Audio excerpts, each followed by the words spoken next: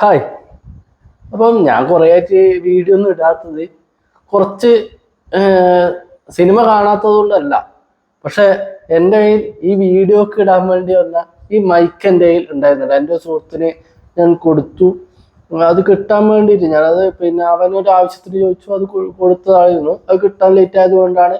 പ്രധാനപ്പെട്ട ഒരു cinema tourist family, അത് കണ്ടു. അതിന് നല്ല ഗംഭീര അഭിപ്രായം, കാണണം എന്ന് പറയണമെന്നുണ്ടായിരുന്നു. പക്ഷെ എന്തോ ഈ ഒരു കാര്യങ്ങളുടെ നിർഭാഗ്യവശാൽ എനിക്കത് പറയാൻ പറ്റിയില്ല, നിങ്ങളിലേക്ക് എത്തിക്കാൻ പറ്റിയില്ല. അത് എനിക്കാണ് നഷ്ടമായിട്ട് തോന്നുന്നത്. കാരണം ഇത്രയും നല്ലൊരു പടം, അത് കാസർഗോഡ് ജില്ലയിൽ ഞാൻ പയ്യന്നൂര്, കാഞ്ഞങ്ങാട്, പിന്നെ കാസർഗോഡ്, ഇത്രയും സ്ഥലങ്ങളിലാണ് പോയിട്ട് കാണാറുള്ളത്. ഈ പറയുന്ന പയ്യന്നൂരും കാഞ്ഞങ്ങാട് ഒന്നും സിനിമ ഇല്ല, ആ സിനിമ ഇല്ല എന്നുള്ളത് കൊണ്ട് എനിക്ക് കാണണം എന്ന് തോന്നി ഞാൻ കാസർഗോഡ് പോയി കണ്ടതാണ്. അത് കണ്ട് ഒരു 2 ആഴ്ചക്ക് ശേഷമാണ് പടം ഭയങ്കര എല്ലാരും പറയുന്ന അവസ്ഥയിലെത്തിയിട്ട് അവസാനം പയ്യന്നൂര്, കാഞ്ഞങ്ങാടൊക്കെ തിയേറ്ററുകാർ കൊണ്ടുവന്ന് കളിപ്പിക്കുന്ന ഒരു അവസ്ഥ ഉണ്ടായത്. അത്രയും നല്ല പടമായിരുന്നു. അത് മിസ് ചെയ്യാൻ പാടില്ലായിരുന്നു. ഇനി അത് മിസ് ചെയ്തവരോട് ഇനി പറഞ്ഞിട്ടില്ല, നിങ്ങൾ OTT വന്നതിന് ശേഷം കണ്ടോളൂ. അപ്പം മനസ്സിലാവും ആ ഒരു പടത്തിന്റെ ഒരു ഗ്രാവിറ്റി. അത് നിങ്ങൾ എന്താ ചെയ്യേണ്ടത് വെച്ചാൽ ഒറ്റ ഇരിപ്പിനങ്ങ് കാണണം. എന്നാലേ നിങ്ങൾക്ക് അത്രയും ആ ഇമോഷൻസ് ഉള്ളിലേക്ക് എടുക്കാൻ പറ്റും. അപ്പം ഞാൻ ഇപ്പൊ പറയാൻ വന്നത് ആ പടത്തിനെ കുറിച്ചല്ല. പടത്തിനെ കുറിച്ച് പറയുന്നതിന് മുമ്പ് 2 കാര്യങ്ങൾ, 2 പ്രശ്നങ്ങൾ ഞാൻ പറയാം.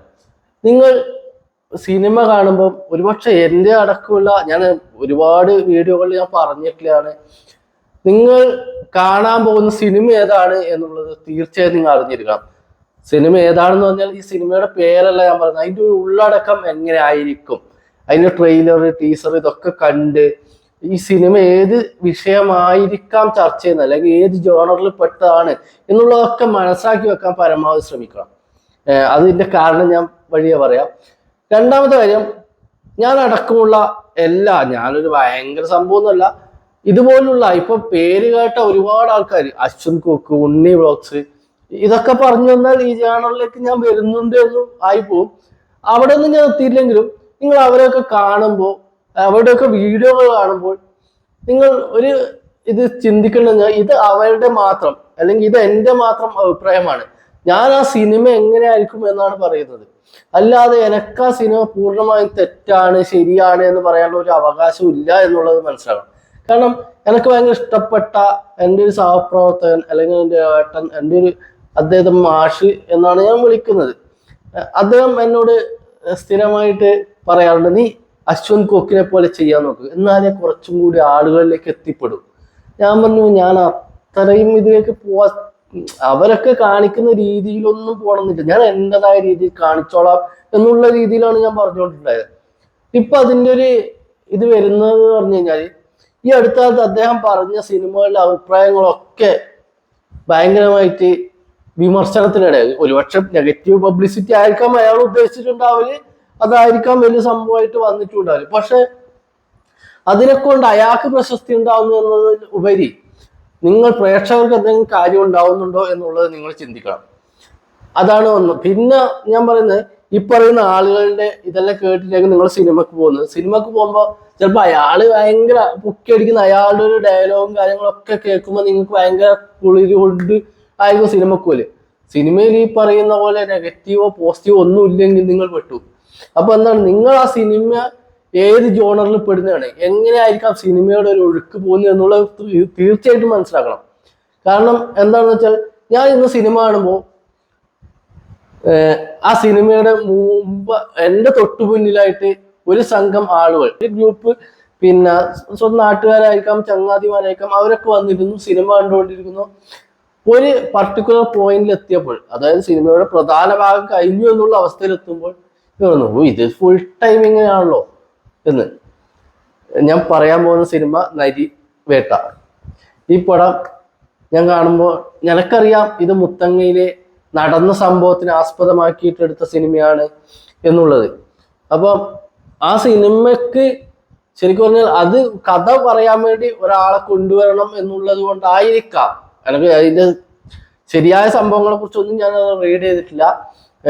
പിന്നെ ടൊവിനോയുടെ ഒരു ക്യാരക്ടർ ഉണ്ട്, പക്ഷെ ഒരിക്കലും ഈ കഥ ഇങ്ങനെ ആയതുകൊണ്ട് ടൊവിനോയ്ക്ക് മിന്നൽ മുരളിയിൽ കാണിച്ചതോ അല്ലെങ്കിൽ മറ്റേതെങ്കിലും തീവണ്ടിയിൽ കാണിച്ചതോ പോലുള്ള യാതൊരു കാര്യങ്ങളും അതിൽ കാണിക്കാൻ പറ്റില്ല. കാരണം ഇതിന്റെ കഥയുടെ ഒഴുക്കിനൊരു രീതിയുണ്ട്.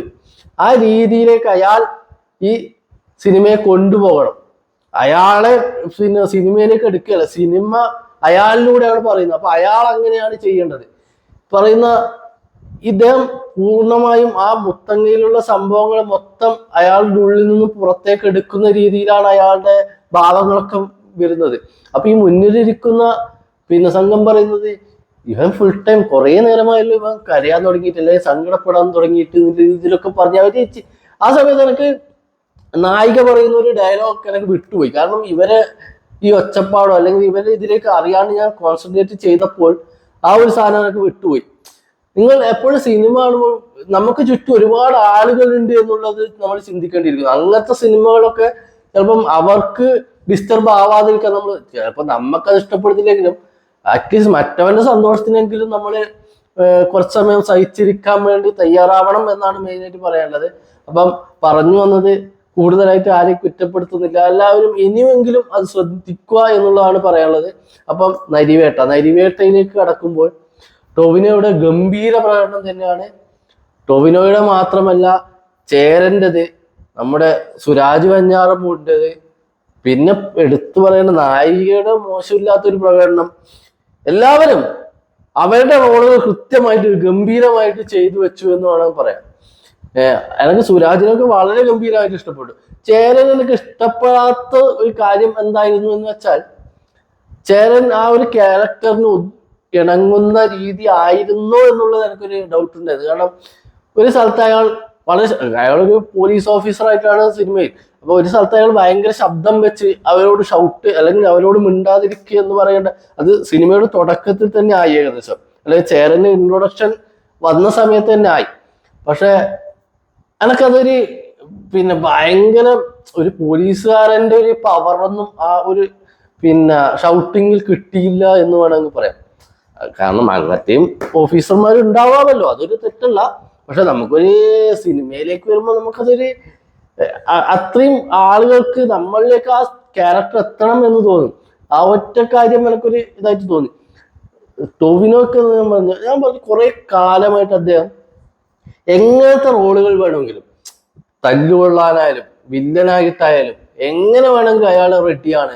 എനിക്ക് തോന്നുന്നു മഹേഷിന്റെ പ്രതികാരത്തിലൊക്കെ പറയുന്നത് പോലെ മറ്റേ അങ്ങനത്തെ വേറെ ജാതി മതം അല്ലെങ്കിൽ അങ്ങനത്തെ വരെ ക്യാരക്ടർ ചെയ്യൂല എന്നുള്ള രീതിയിലൊക്കെ വരുന്ന ആക്ടേഴ്സിനെയോ ചിലപ്പോൾ അത് അവര് ചിന്തിക്കാതെ ചെയ്തു പോയതായിരിക്കാം.